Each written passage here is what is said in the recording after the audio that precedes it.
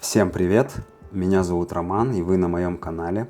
В этом видео я предлагаю вам небольшое путешествие вместе со мной и с моим коллегой Сантек Хёном в ущелье Согымган, которое находится рядом с городом Каннын, где я живу. Горы Согымган относятся к национальному парку Одессан и являются частью этих гор. В ущелье Согымган я уже был несколько раз, но у меня была давняя задумка пройти весь маршрут ущелья целиком, который составляет 13,5 километров.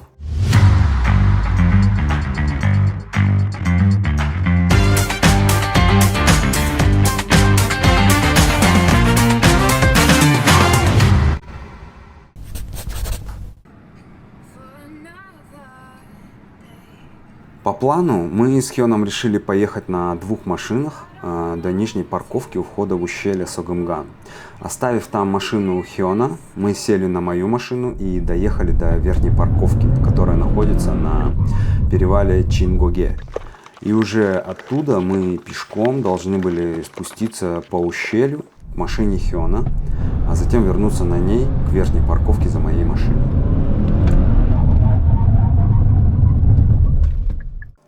Интересная деталь. В Корее существует государственная система классификации культурного и природного наследия. В ней есть специальная категория – живописные места, мёнгсым. Туда относят каньоны, острова, скалы и пляжи, которые представляют эстетическую и историческую ценность.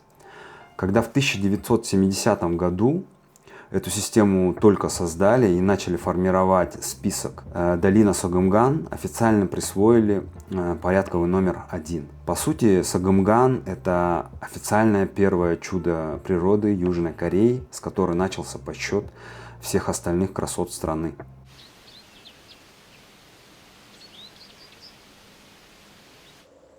Наш путь на вершину Наимбон начинается на высокогорном плато Чингоге, на высоте около 960 метров над уровнем моря.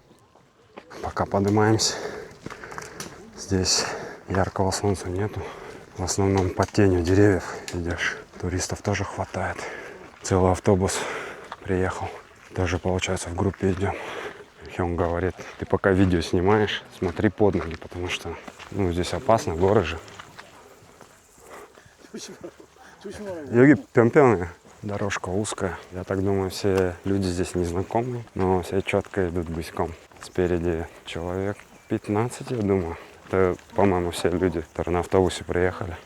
Первая треть пути до вершины проходит по пологим горным лугам, но затем тропа уходит вверх через невысокий сосновый лес к вершине Наимбон. Этот участок пути занимает примерно 1,5 часа и составляет примерно 4 километра. Там указатель был. 3 километра 200 метров. Здесь дорога уже сложнее становится. Лестница каменная. Здесь уже надо будет аккуратней под ноги смотреть. Дорога не широкая. 2 человека сразу не поместятся, поэтому идем в ряд. Вообще, я здесь не первый раз. Первый раз мы сюда приехали с супругой в это место. Тогда был Давид, ему, по-моему, даже года не было. Мы примерно вот дошли до этого места и вернулись обратно. Потому что с ребенком тяжело. В целом и здесь даже просто походить красиво было. Идти вот по такой тропе очень кайфово. Прям очень крутая атмосфера. Воздух шикарный здесь. Короче, дошли до Кидана. Кидан — это лестница. Сейчас поднимаемся по лестнице. Почему-то я думал, что все время будет вниз дорога. Но мы сверху еще и наверх идем, оказывается.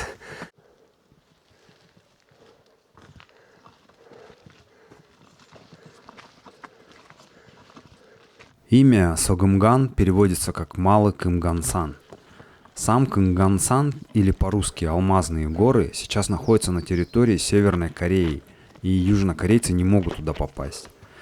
Долина Согымган в парке Одессан, куда мы направились, получила свое имя Малый Кымгансан из-за того, что ее каньоны и белые скалы точь-в-точь копируют ландшафт тех самых недоступных алмазных гор в Северной Корее.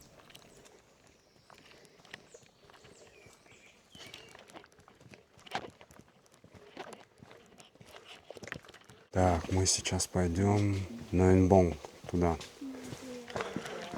Ух, сколько здесь людей.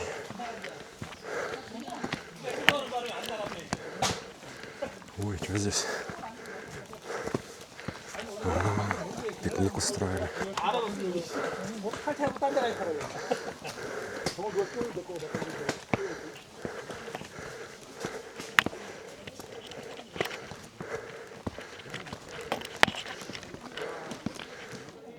Кажется, пришли на самый пик. Людей, конечно, многовато, в кадр попадает лишних.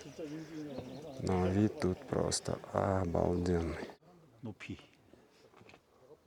Высота пика на Инбон 1338 метров. Название переводится как «Пик седовласого старца». Если посмотреть на гранитную вершину издалека, она напоминает голову старика с седыми волосами.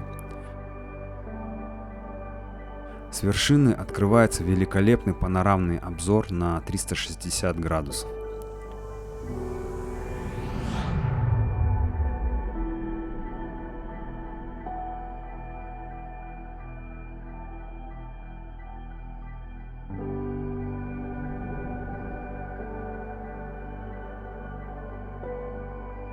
В ясную погоду можно увидеть хребты Пектудеган и побережье Восточного моря. Если вы не планируете спуск до нижней точки ущелья, то самый простой маршрут предполагает возврат на перевал Чингоге. Перепад высот порядка 400 метров, и весь маршрут займет примерно 2,5-3 часа. Метров 200 ниже находится убежище, которое выполняет 3 функции. Первое – это спасение жизни в экстренных ситуациях в ущелье. Второе – это обеспечение связи для спасателей. И третье – это контроль заповедных зон. Убежище находится на стыке легкой тропы к вершине Наинбон и очень крутого и затяжного скалистого спуска длиной 10 километров в долину Согомган. Отсюда мобильная связь начинает работать с перебоями и исчезает полностью на протяжении нескольких километров. Сходили на пик. Теперь спускаемся вниз в сторону входа, где наша машина. Но отсюда вообще далеко, потому что недавно сюда ходил Мино со своей девушкой. Но они, правда, поднимались и спускались. То есть они на одной машине приехали и на этот пик ходили с самого низу и сразу же вернулись. Дорога заняла у них 9 часов туда-обратно.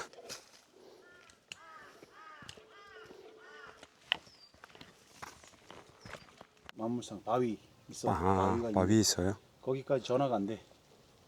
아, 여기까지는 그래요? 전화가 되는데 여기서부터는 전화가 안 돼. 아, 네, 알겠어요. 아까 거기서 계단 저쪽에서 계단 올라갔잖아. 여기서 이제 이 계단이 깔딱고개 계단 겁나 많아. 갈딱고기요? 이런 거. 아, 계단이 많은. 아, 네네네. 내려가는 것도 힘들어요. 힘들어. 다리가 이제 아파요. 내려가는 것도 힘들어. 줄까? 아니요, 괜찮아요. Что-то у меня ноги болят. Вниз спускаешься тоже тяжело, потому что другие мышцы работают. И сейчас в данный момент у меня уже колени. Прям чувствую, что постоянно вниз работает мышцы. Спуск такой опасный. Неправильно ногу поставишь и можешь травму получить. Он с палочками идет. И вообще тут многие люди, они все со стиками ходят. А я из-за того, что снимаю видео постоянно, мне неудобно.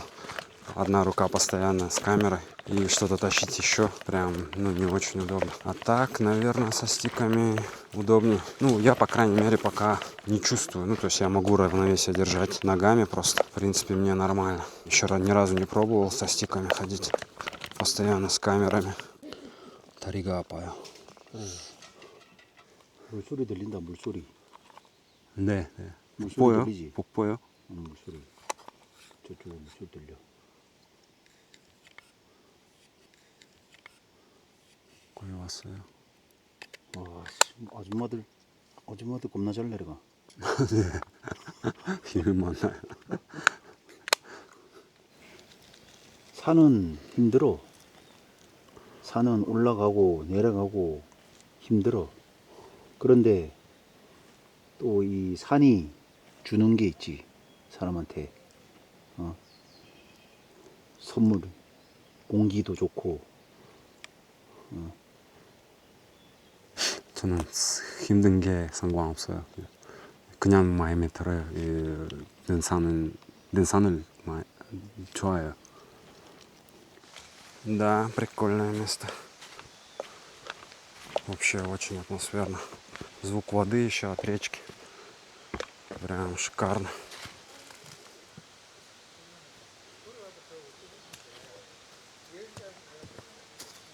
Блин, красиво как.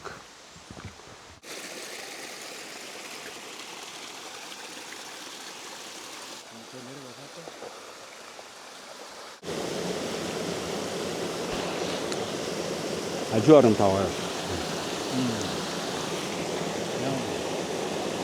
멋있네. 자연 그대로. 저꽃 같고. 꽃이에요? 보라색. 예. 햇빛에 딱 비춰. 예. 멋있어요. Следующая точка маршрута – это водопад Накён. От убежища возле вершины Наинбон до него порядка 2,5 километра, и перепад высоты составляет почти 500 метров.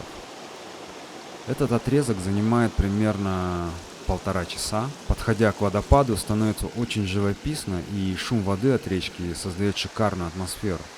К этому времени мы уже проголодались и решили покушать и отдохнуть. Как оказалось, до самого водопада мы не дошли буквально метров 100, и он находился за поворотом.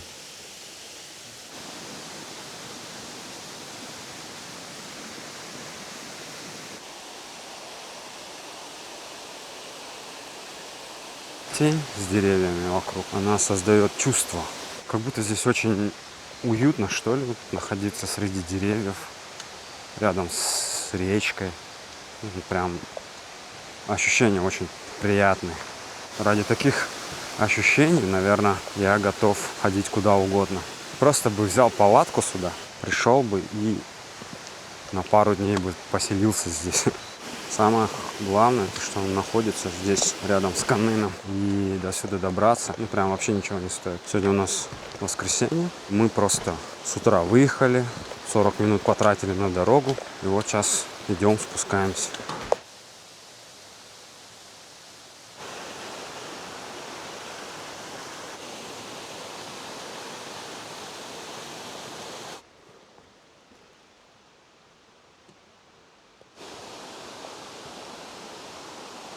Лестница крутая здесь.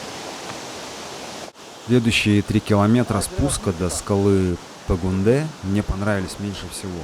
Отрезок занял примерно 1,5 часа и запомнился только тем, что здесь достаточно крутой спуск, много порогов на речке, и некоторые пороги, судя по названию на картах, были маленькими водопадами.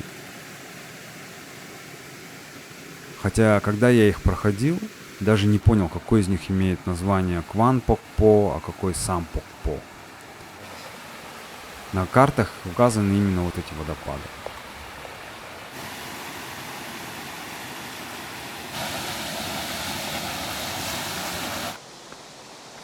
Через 40 минут ходьбы по металлическим мостикам ущелье внезапно расширяется, и мы выходим на Пэгунде. В поэтическом переводе это что-то типа терраса белых облаков. Это большой монолит, который представляет собой плоскую скалу в русле реки. Прямо посреди него лежит гигантский многотонный валун, который еще называют плавающий или летящий камень. Он балансирует на небольших камнях, и со стороны кажется, будто он едва касается основания и парит в воздухе.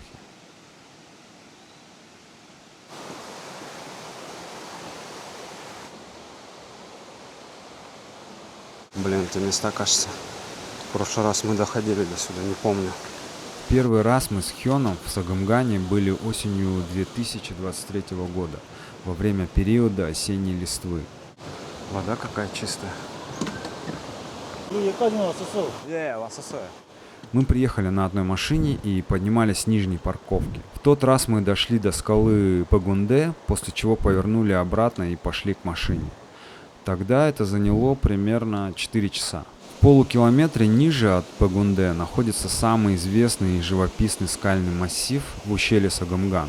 Это Манмульсан. Название переводится как «скалы 10 тысяч образов». Название указывает на то, что в очертаниях скал можно разглядеть множество различных фигур.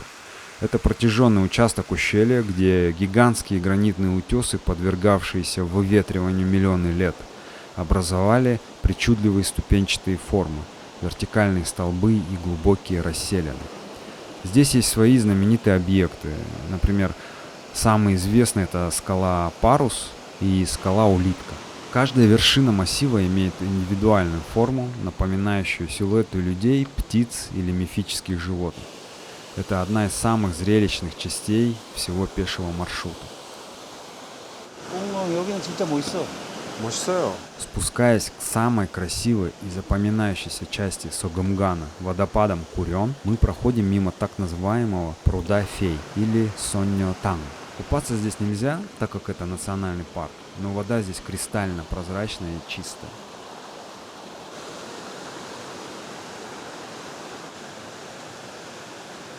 От скал Манмульсан до водопадов примерно 30 минут ходьбы. Самый короткий, но зрелищный переход приводит к главному природному чуду парка — водопадам Курён. Название Курён переводится как «9 драконов». Это не один водопад, а каскад из 9 больших и малых водопадов, последовательно сменяющих друг друга. Потоки воды стекают по гранитным уступам, образуя глубокие чаши. Согласно древнему корейскому преданию, в глубоких омутах под этими водопадами жили 9 драконов-стражей, которые охраняли покой и чистоту местных гор. Среди 9 ступеней особенно выделяется 6-й каскад. Он считается самым широким, мощным и величественным. Водопады Курён находятся на расстоянии примерно 2,5 километра от входа в долину Согомган. Путь до них несложный, достаточно пологий, хорошо оборудован настилами и мостами, что делает этот водопад популярной конечной точкой для простых семейных прогулок без подъема на вершину Наньбонг. Двигаясь дальше вниз вдоль реки, через 35 минут мы упираемся в скалу Щиктан-Ам, чья площадь превышает 150 квадратных метров и способна одновременно вместить до 100 человек. Ее название буквально означает «обеденная скала». Это огромная плоская гранитная скала-терраса в долине Согомган. Сразу же за обеденной скалой расположен небольшой уединенный тихий буддийский храм Кымганса, состоящий всего из нескольких традиционных деревянных павильонов. Считается, что в древности на этом месте существовал монастырь Кванымса, однако в современном виде храм был возведен и открыт в 1964 году. На его территории оборудован родниковый колодец, где туристы обычно пополняют запасы чистой воды перед началом сложного подъема к пику Наньбонг. Мы уже, в принципе, почти спустились. Прошли уже храм буддийский. Там можно воды напиться. У меня вода просто кончилась прям к концу. И я пить очень хотел. И там можно было водички попить. Вот, кстати, стоянку я уже вижу. А здесь вообще вход на эту тропу Согомган. Да, спустились. Вот туалет уже стоит. Odasan National Park. Согомган Sun Ranger Station.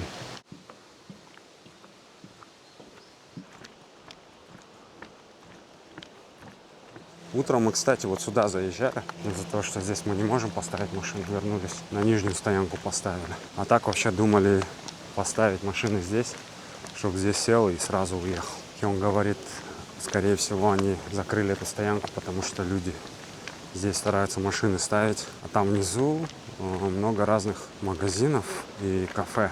И, видимо, люди, чтобы заходили хотя бы в кафе и магазины, верхнюю стоянку закрыли и там внизу стоянку оставили для пользования. А так бы мы сели бы на верхней стоянке и уехали бы сразу, минуя вот эти все магазины и Щиктаны. Сью, вообще любой Пёнинджон, круглосуточный магазин. В Корее вообще Супер классная штука. Цены везде одинаковые у них. Они чуть дороже, чем в гипермаркетах. Они работают круглосуточно и стоят везде. То есть в аэропорту, без разницы. Везде цены одинаковые. Чиктанов очень много. Чиктаны тоже, кстати, здесь цены, ну, не сказать, что прям сильно дороже, чем везде в городе. Чуть-чуть, может быть, дороже, но приемлемые цены. Ты можешь спокойно, если проголодался, прийти и покушать. И не париться там, чтобы спуститься, например, в город и поесть дешевле. Нет, здесь все цены вполне себе приемлемые. Очень много кафе, ну, потому что туристов очень много. Как я помню, я вот здесь брал спиртные напитки. Пришли. Машина наша. Сейчас сядем, поедем до моей машины. Все, вернулся я к машине. Классно мы сходили. Сейчас 4, да, мы вышли в 9:30. Получается, 6,5 часов заняло. Ноги, честно говоря, болят. Хён уже уехал. Я сейчас здесь переоденусь, чуть-чуть отдохну. Сразу домой, наверное, не поеду. Чуть-чуть хочу поснимать еще. Вообще, я не ожидал, что буду чувствовать себя таким уставшим под конец пути. Как оказалось, 13,5 километров горных троп и перепад высоты почти в 1000 метров. Это достаточно трудный путь. Вроде кажется, что спускаться и быстрее, и легче, чем подниматься в гору. Но на самом деле, спускаясь, напрягаются немножко другие мышцы, которые тоже с непривычки довольно скоро начинают болеть. Мышцы ноют, ноги дрожат, подкашиваются. В тот день я находил более 26 тысяч шагов. Мышцы ног потом у меня пару дней отходили. Сам трекинг по Сагымгану мне очень понравился. Тропа по ущелью живописная, насколько это возможно. Горная речка имеет множество порогов и водопадиков. Шум воды вместе со звуками птиц и другой живностью создают особенную атмосферу и чувство единения с природой. Вдвойне приятно, что вся эта красота находится почти в черте города Каннын. И чтобы насладиться всей этой атмосферой, не нужно куда-то далеко ехать. Особенно красиво там в осенний сезон, когда листва деревьев окрашивается в красные и желтые цвета. С собой я брал 1 литр воды. Хён мне дал 1 пол-литровую бутылку воды, но до конца пути мне этой воды не хватило. Так что лучше, если вы пойдете сквозным маршрутом, лучше брать минимум 2 литра воды. По моим впечатлениям, весь маршрут может быть интересен тем, кто любит хайкинг. Остальным я бы советовал выбрать короткие маршруты, не сквозные, например, путь с нижней парковки до водопадов Курён, либо с перевала Чингоге только до вершины Наньбон. Надеюсь, вам понравилось наше путешествие. Спасибо за просмотр. Не забывайте ставить лайки, а также подписываться на канал. Оставляйте комментарии. Скоро будут новые видео. А пока, всем пока.